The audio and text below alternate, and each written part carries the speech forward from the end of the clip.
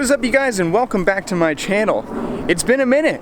I tried to film something this weekend, but I died, as it happened, so I'm gonna insert that clip now.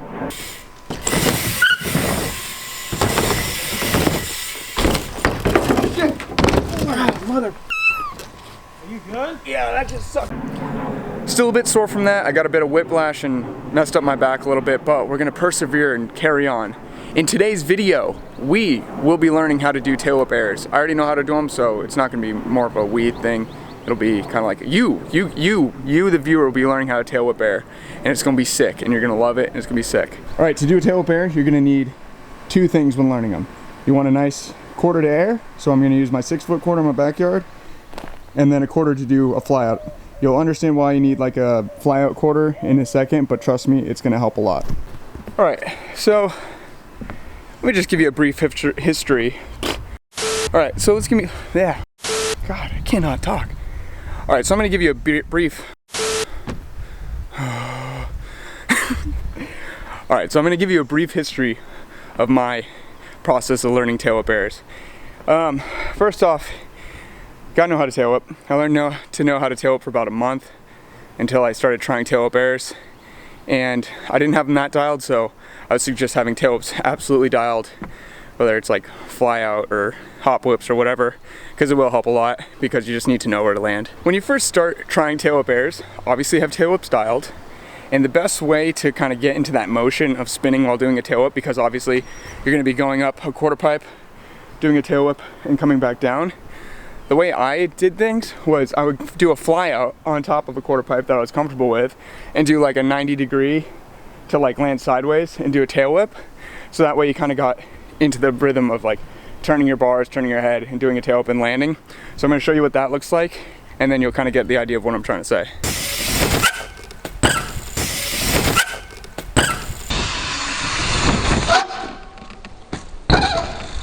All right, so doing that 90-degree spin up onto the deck, what that's gonna do is gonna help you learn how to like turn while you're doing a tail whip.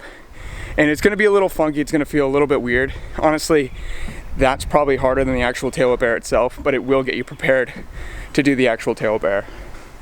So yeah, get that dialed, do that a lot. All right, so now that you got that dialed, like the 90-degree fly out, it's time to take it to the big quarter where you wanna do the tail whip air.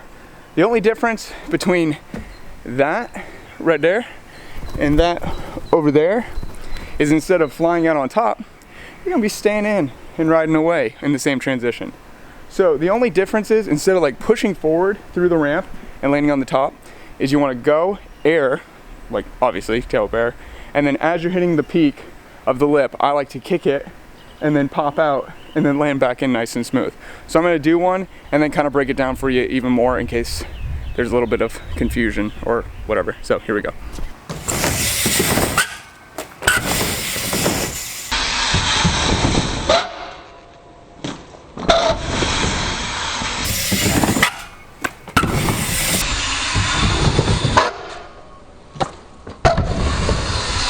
All right, so as you can see there, as soon as I was hitting my peak, like at the top of the ramp, that's when I started to spin, like when we do the 90 fly out, and then pop out, and then kick the whip around and catch, and then kind of finish the end of the rotation.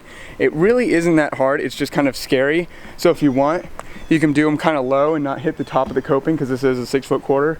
But as long as you get the pop out, you'll be fine, you know, and you'll come right around, you'll land it. A couple tips for you. Don't kick it too early, because it's like when you do a fly out whip and you kick it too early, it'll hit the coping, and then you'll kind of like shopping cart it and be like, whoa, in the air, and then die. You don't want to do that. Second thing is, you don't want to whip it too hard, because when you're doing the spin, you probably noticed it when you did the 90 fly out, it comes around really quick and a lot easier, because your inertia is going with the whip, so it's going like that, like 2 times faster. So it comes around a lot quicker, so don't really try to muscle it around, just kind of keep it smooth and nice and precise. So there you go. So if you want to not do like full send, you could do it like as soon as you kind of like hit the steep part of the quarter and get a nice pop out. You'll have to whip harder, but it won't be as scary, and there will be like less chance of you like falling and getting hurt, like instead of going over coping. So I'll do one of those for you right now.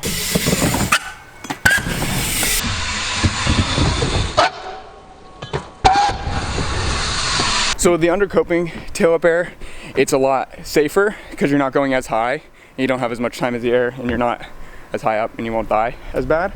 But if you notice, I did have to try a lot harder because you really have to pop away from the ramp because you don't want your bike to hit and stop the whip and die. So it's definitely easier, not easier, it's definitely safer than doing it above coping and just setting it your first time, but it is a little bit harder, so there you go.